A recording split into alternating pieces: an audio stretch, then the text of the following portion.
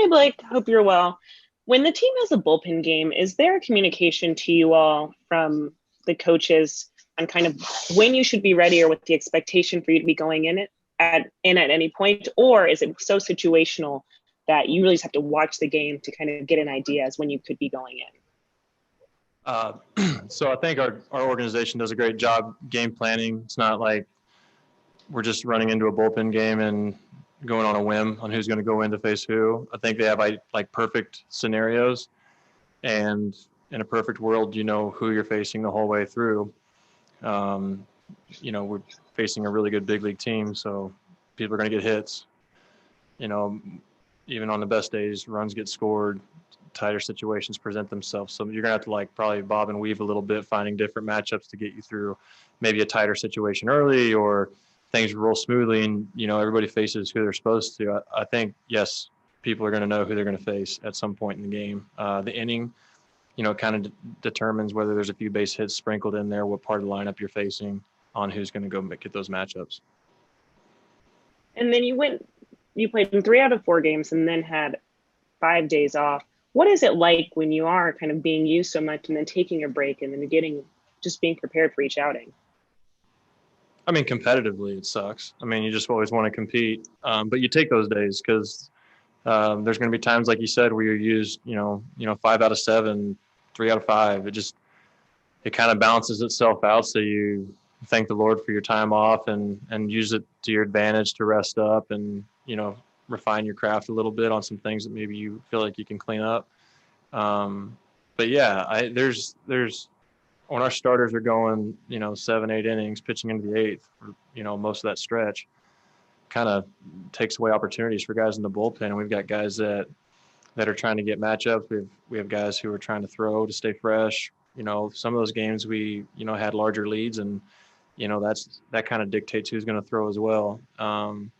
So yeah, it's you find ways. Like I get off the mound almost daily, right after catch play, and just kind of get a feel for the slope. So for me, it's not a big deal. I mean, I love competing, so just like inside of me, I always am hoping for an opportunity. But I understand, like, we've got perfect plans laid out, and we do such a great job of making sure people are prepared for the long haul, not just for the peripherals.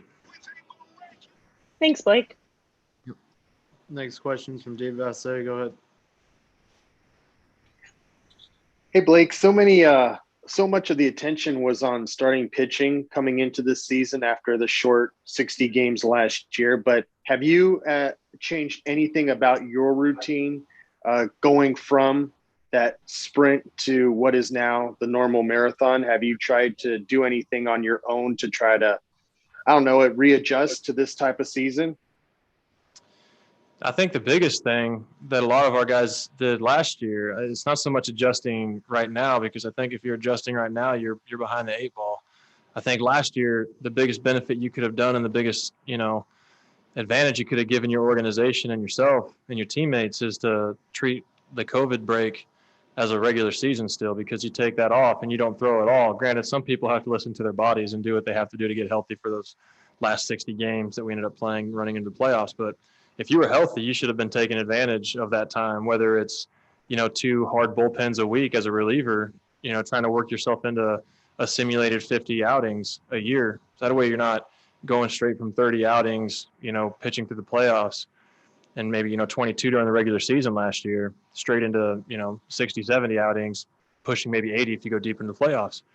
So for me, I remember just talking to a few guys here. I was just very adamant that I'm just going to go out last year and during the break and force myself to throw, live batting practice to a couple of friends that were locally based with me in Walla Walla, and just tune it up and try to treat his game like as possible. So that way my arm isn't having to ramp all the way back up and double the workload after having a shortened season. So I think a lot of the guys here did that last year. That's why we were able to stay strong and healthy through the stretch. I think it's why a lot of the teams who made deep runs stayed healthy through the stretch. And, you look at those teams that were in the playoffs are having pretty good stretches right now also with their arms. So I think it's just a matter of diligence. What do you do when no one's around?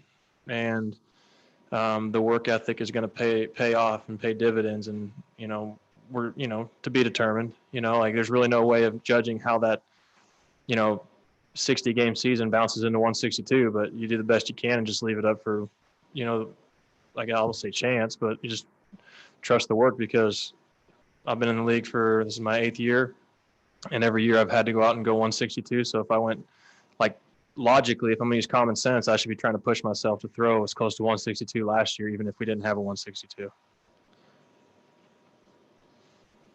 Thanks. Yep. Next question is from Michael Duarte. Go ahead. Yeah, Blake, has winning the World Series changed your perspective at all? A guy who was, an all-star closer, and in this role, you can sometimes be in closing games, come in early in high leverage situations. Has seeing the reward at the end of that last year change your perspective at all? Perspective in what? On a season, on how to win a title, on just kind of your outlook, I guess, when it comes into a long season like this. Oh, I mean, certainly the first thing you think of is just how blessed you are to have an opportunity just to be in the playoffs, let alone go to a World Series and then win it. My perspective on the game has probably, lessened a little bit. The game's changed a lot. There's a lot I still love about the game. There's still things that I'm, scratching my head about. But as is anybody's opinion with anything in life, but when it comes down to it, I know God is first in my life. My family falls second, a very close second, honestly, just because I love God. I love people. I love my teammates. And then baseball just takes care of itself. It's an honor and a privilege to put on the Dodger uniform every day, play in front of, one of the most passionate fan bases out of all sports in the world. So I consider it a joy and a sense of wonder to be, where I am right now, even just having an interview with you guys. I mean, everything else takes care of itself. I mean, you work hard and leave it on the line. You can't control all the results every time. So just everything, just take it with an attitude of gratitude. Next question is from JB Hornstra. Go ahead.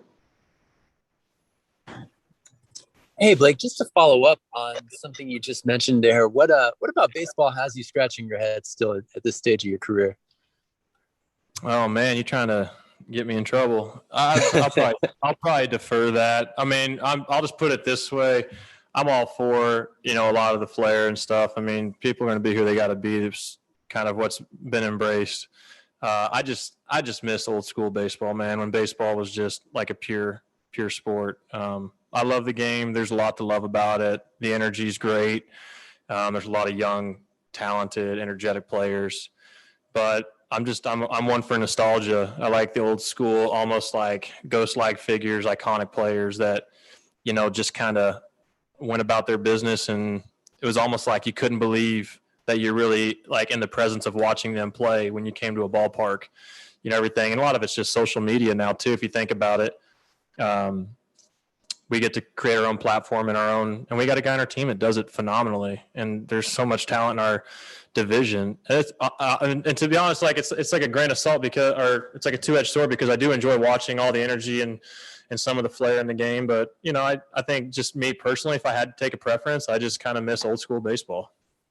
Old school, like beginning of your career, old school, or old school, like black and white, vintage? Truly privileged. I don't know if I was truly privileged to play in old school baseball, but it was finding its way out probably my first year or two in the big leagues.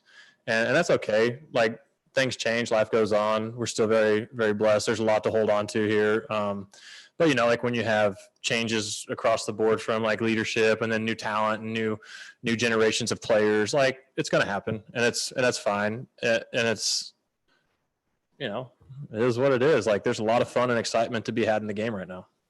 Cool. Thank you.